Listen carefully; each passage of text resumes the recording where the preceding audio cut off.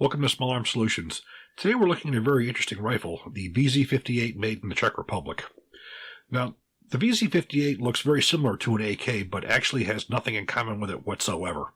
There is not one component on here that is compatible with the AK family of weapons. We're going to go into a little bit of history of this rifle, going back to the end of World War II, with the startup of the Warsaw Pact.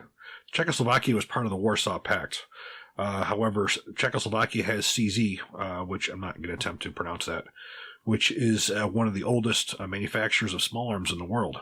And in Brno, Czechoslovakia, they decided they wanted to design their own rifle. They did not want to go with the Kalashnikov. So they designed what was called the VZ52. What the VZ52 was is what you see right here, except the Czechoslovakians decided they wanted a different cartridge. They wanted a more powerful, longer range cartridge. So looking down here, you'll see this far one right here is the 7.62 by 45 millimeter. This particular cartridge was what was designed to go along with the VZ52 rifle. And it did that. It gave you an extra probably 100 plus yards. And recoil wasn't much more different, but it was definitely an improvement over the 7.62 by 39. But again, with them being part of the Warsaw Pact, the Soviets said, yeah, that's cute. Now switch over to the M43 760 by 39.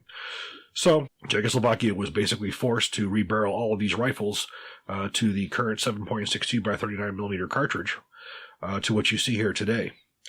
Now, the rifle you see here is produced by Checkpoint it's made in the Czech Republic. It's very similar to the standard rifle. The main differences really are going to be the furniture. This is black plastic. The original ones had the original ones had wood, and then probably the more regularly seen ones had it looks sort of like a Bakelite finish. It was a polymer with sort of a wood type appearance on the stock, and then the handguards and a pistol grip. Now, these also came with a side folding stock as well. This particular one has the fixed stock. This rifle has served the Czech Republic and Czechoslovakia for quite some time, actually up until the last few years. This was recently replaced by the Bren 805, which is a modern 5.56 millimeter rifle, which we already do have a video on. However, this rifle still is in use by the Slovakian army. As fate would have it, I just came back from the Czech Republic a few weeks ago, and I was talking with a gentleman there over at CZ, and I had a chance to talk to a lot of soldiers from both Slovakia and the Czech Republic Army who use these things. And the rifle was very well liked. It was reliable.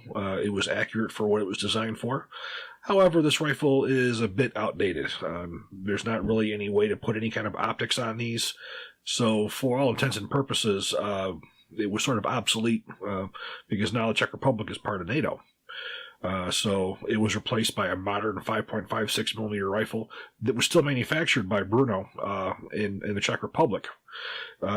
Also interesting to find out was many of these rifles exist in the hands of civilians in the Czech Republic. I was surprised by a number of guys came up to me and said, I have VZ58, which actually worked out well for me because I was over there for Otis Technology, and I designed an AK-47 cleaning kit that worked on this one just as well, too.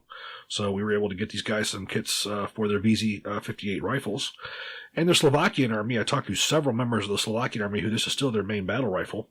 They do like it, but they also feel that it is outdated and it's time for an improvement. They're not really aware of anything on the new horizon. There's not a lot of money over there for weapons replacement programs and whatnot. But hopefully they will be seeing something in the not too distant future of a new rifle to replace this. However, these rifles are quite popular here in the U.S. Checkpoint brings in quite a few of them. They've come in as parts kits through the years. It's really a fine rifle. We're going to get into this and show you exactly why this is nothing like an AK. First thing I want to take a look at is the magazines themselves. Now, this magazine is not compatible with the AK-47. We're going to show you the two of them side by side. When you look at the magazine, you're able to see this has a rib that sticks out on the side here. Now, what that rib does is it actuates the bolt hold open on the VZ58. As you know, the AK-47 does not have a lock-open mechanism on it. The VZ58 does, and you can see that as part of the follower right here. So that will work for that. So as you can see, the magazines do have some similar looks to them, but they are not compatible whatsoever. Now, the first thing that really stands out about this rifle is the way that it operates. This uses a short stroke rather than a long stroke a piston system. And also, instead of using a hammer like the AK-47 uses, this thing uses a striker, similar to like a striker-fired pistol. We're going to take this thing apart, and we're going to take a look at that.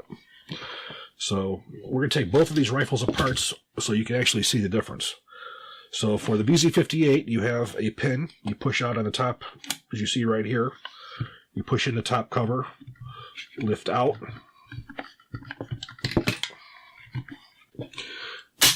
You have to you have to fire it first. You pull that right out. Now you see on the top you will see the main recoil spring, and in the back you see the actual striker spring.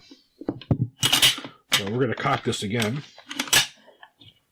I'm going to take the feed cover off of the AK so you can take a look at that in the comparison.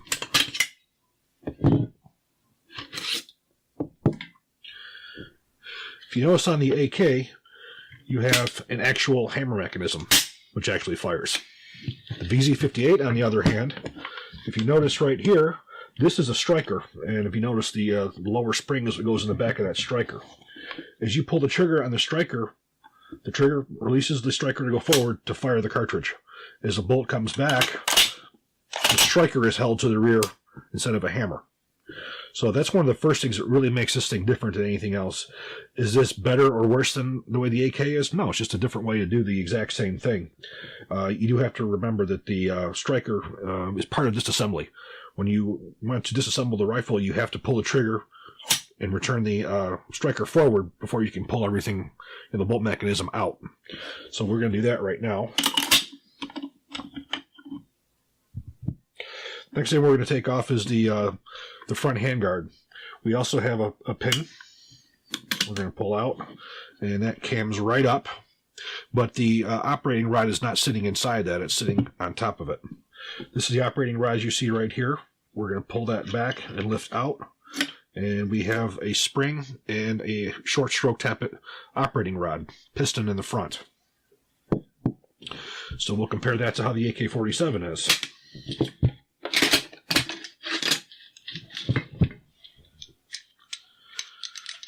This is sort of a good time to show you the difference between short stroke and long stroke. A long stroke piston system, the operating rod is actually part of the bolt carrier group. Now when you look at the bolt carrier on the VZ58, you have the carrier itself and you have a separate operating rod piston. So this is short stroke. This comes back, it strikes the top, drives rearward, moves back forward again. Where the AK as a whole, it's all done in one stroke, one piece. Next thing we're going to look at is the bolt mechanism itself. Quite interesting, the difference. Now, as you know, the AK uses a rotating bolt similar to that of the M1 Garand. You have a cam track that's located in the carrier itself. We're in the lock position. Now we're in an unlock position. You can see how that rotates in that track. Well, the VZ58 is very, very different. It uses a locking block very similar to that of the Beretta. So if you notice, we have a locking block right here. When you push that forward, that will lock into place. In the receiver here, it's probably much better to see when we disassemble it. But we're going to pull that out. You pull the striker out. It is captive. And you can lift the bolt mechanism right out. And here you have the locking block itself. It looks very similar to that of like a Beretta or a P38. And then you have the bolt here, right here. You'll notice that the extractor is located on the top of the bolt. When this thing ejects, it ejects them straight up rather than the AK by going forward. The firing pin is located inside of the bolt mechanism itself. The striker, which is part of the bolt, that goes forward and it strikes the firing pin in the inside. So we're going to show you how this all goes together.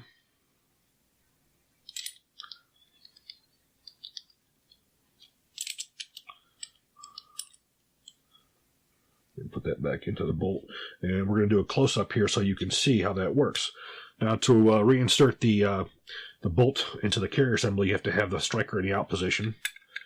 Drop that in position. Now you notice how that will lock and then will unlock. We're going to put that actually in the rifle.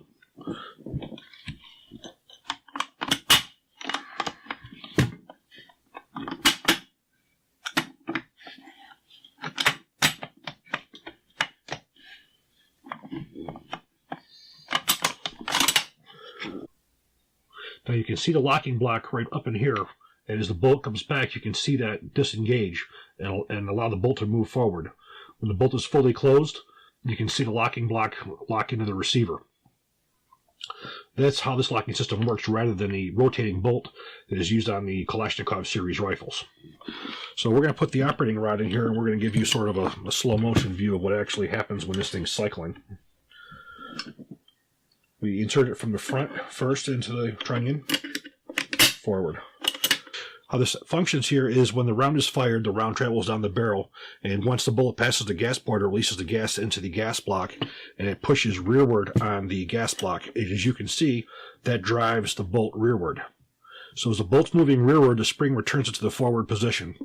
Comes all the way back where it extracts and ejects the cartridge case.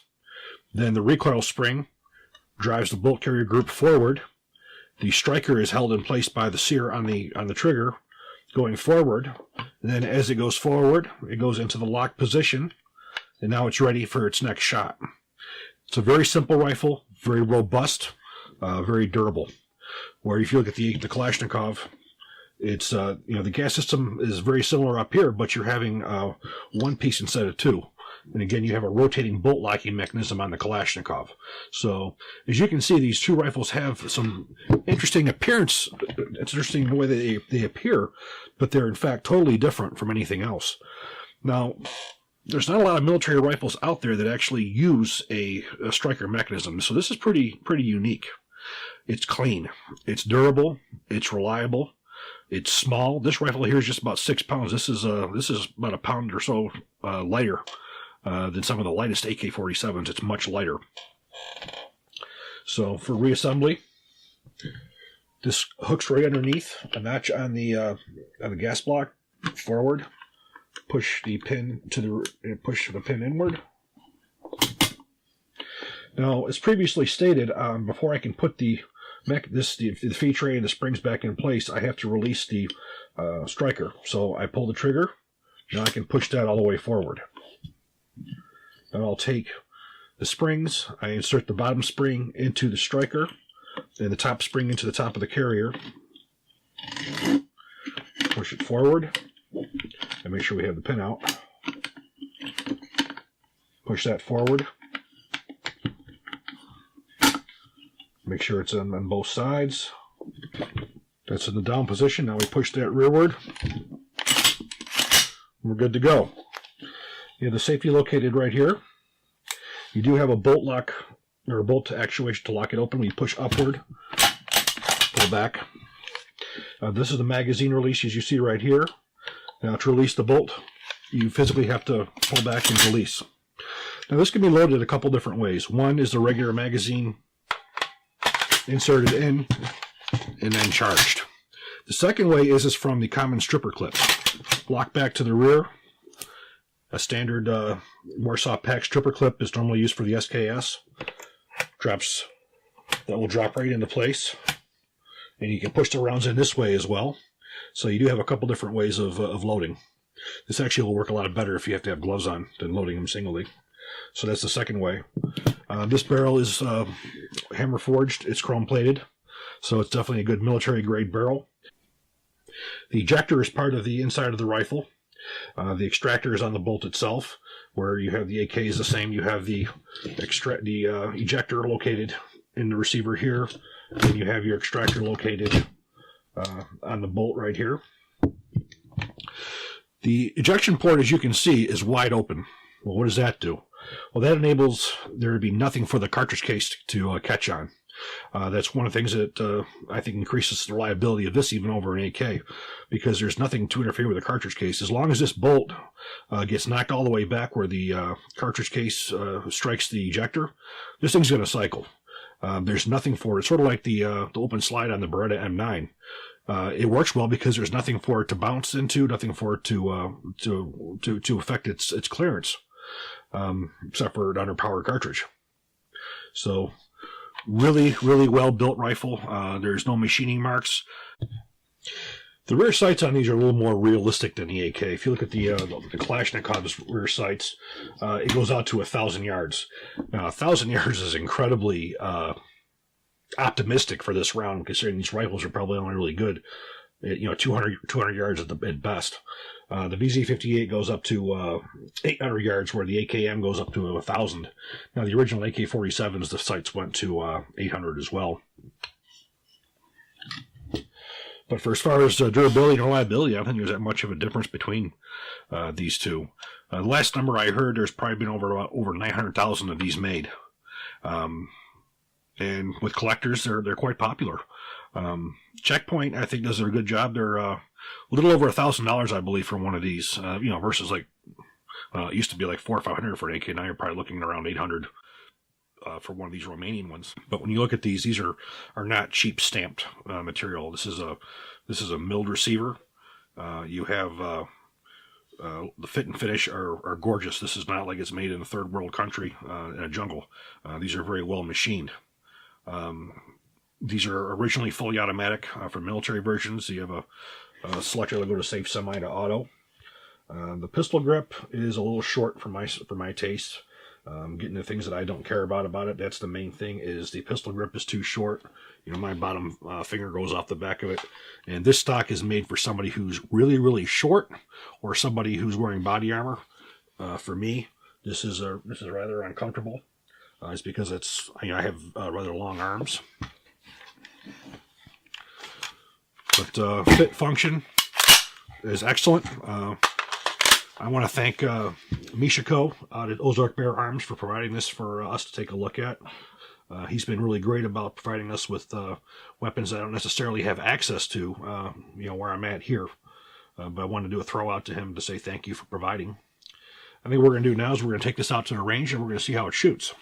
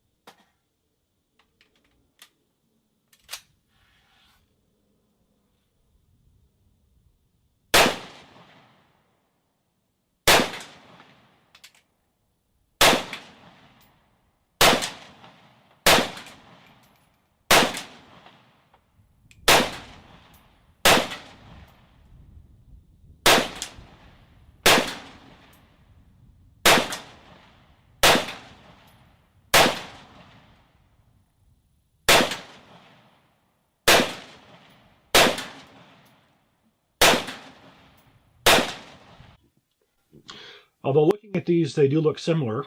The really only thing they have in common is the fact that they both use a 7.62 by 39mm cartridge. Looking at the fact that both use the same cartridge, but they use different operating systems. They come apart differently.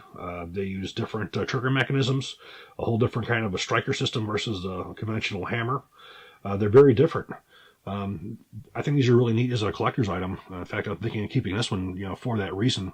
I definitely came to appreciate how different it was and how well thought out it was, not to mention how well that it worked.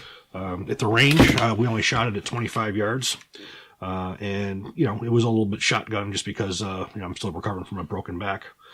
Functioned 100%. So far, I've probably had about 600 rounds through this. And it's been flawless, works beautiful. So if you're interested in one, you can take a look at Checkpoint on the net.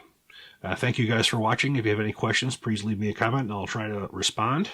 Please subscribe and even better, share.